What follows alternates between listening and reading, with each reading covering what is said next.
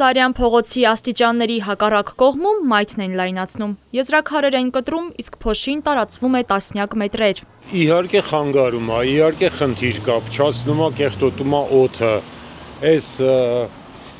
պարիսպները, այսպես անվանենք, պայմանական, նրանք պետք է այնպեսին լինեն, որ մեծ մասը պահեն, բայց իրանք ընդհանրապես համարյա չեն պահում։ Աշխատանքներն իրականացնում է մրցույթում հաղթած ընկերությունը, վերահսկում է կենտրոն վարչական շրջանը։ Ֆակտոր TV-ի տեսախցիկը ֆիքսել է, որ աշխատողներն առանց դիմակի են եւ առաջինն են շնչում կտրված քարերից բարձրացող փոշին։ Տարածքում դրված ավազի եւ ցեմենտի պարկերն էլ ծածկված չեն անթափանց թաղանթով։ Նորմեր, որոնք պետք է պահպանվեն շինաշխատանքների ժամանակ։ Երևանի ավականու ընդդիմադիր անդամ Քրիստինե Վարդանյանը նկատում է, ստանդարտներ եւ գործիքներ կան, բայց Երևանի քաղաքապետարանը դրանք չի օգտագործում։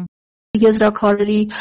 փոխարինման աշխատանքներն իրականացվում, դրա համար վաղուց արդեն գոյություն ունեն հատուկ ուրեմն սարքեր, որոնք մի կողմից վակուումով այդ փոշին են ուրեմն վանանում, կլանում եւ մյուս կողմից խոնավեցնում են մակերեսը, թույլ չտալով, որ անմիջապես այդ բազալտի փոշին դեպի արտաքին միջավայր թափանցի եւ վնասի ինչպես աշխատանքը կատարողին, այնպես էլ բնակչության առողջությանը։ Շինարարներն էլ լսել էին աշխատանքային համապատասխան գործիքների մասին, բայց աշխատում են այն ամենով, ինչ ձեռքի տակ է։ Դիմակել թեև ունեն, բայց չեն կրում։ Ստանոքի համար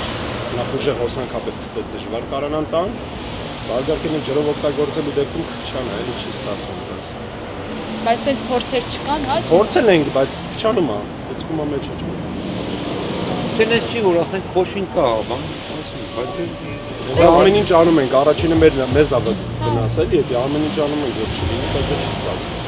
Երբ քաղաքապետարանից հարցրինք, ով է պատասխանատու այս ամենի համար, պատասխանեցին շինարարը զգուշացվել է խստորեն պահպանել շինարարական հրապարակի կահավորման պահանջները։ Արդյոք նման աշխատանքների ժամանակ հնարավոր չէ կիրառել սարքեր, որոնք կկլանեն փոշին։ Քաղաքապետարանից հորդորեցին հարցում ուղարկել, որն արդեն արել ենք։ Քաղաքապետ Ավինյանը պարբերաբար է խոսում խոշոր շինհրապարակներում կառուցապատողների կողմից նորմերը չպահպանելու մասին։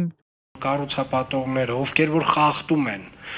ավականու կողմից սահմանված փոշու ցանցերի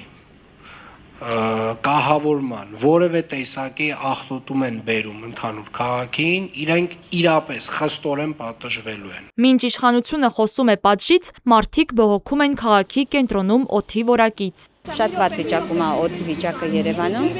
այս կողքի աշխատանքներն էլ որ կատարվում են առանց փակելու ավելի ավատացնում։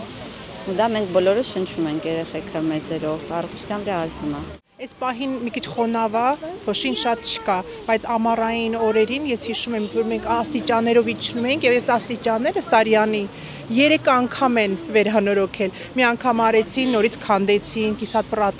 նորից արեցին, նորից քանդեցին, այսինքն անգամ չկա որակ, մեկ անգամ արեք, սարքեք այդ փոշին բարձրացրեք եւ փակեք, վերջացրեք աշխատանքը։ Եվրոպական քաղաքներում վաղուց օգտագործվում են պարզ միջոցներ շինաշխատանքների փոշին նվազագույնի հասցնելու համար օգտագործվում են ջրացուցիչ համակարգեր։ Օրինակ Նիդերլանդներում քաղաքային շինարարական աշխատանքների թույլտվություն ստանալու պայմաններից մեկը փոշու վերահսկման պլանի ներկայացումն է։ Առանց դրա աշխատանքը չի կարող սկսվել։ Իսկ Երևանում քաղաքապետը, որը գրեթե բոլոր նիստերին խոսում է խոշոր կառուցապատողների կողմից նորմերը չպահպանելու մասին, կարծես մոռացել է հսկել հենց համայնքի համար իրականացվող աշխատանքների ընթացքում նորմերի պահպանումը։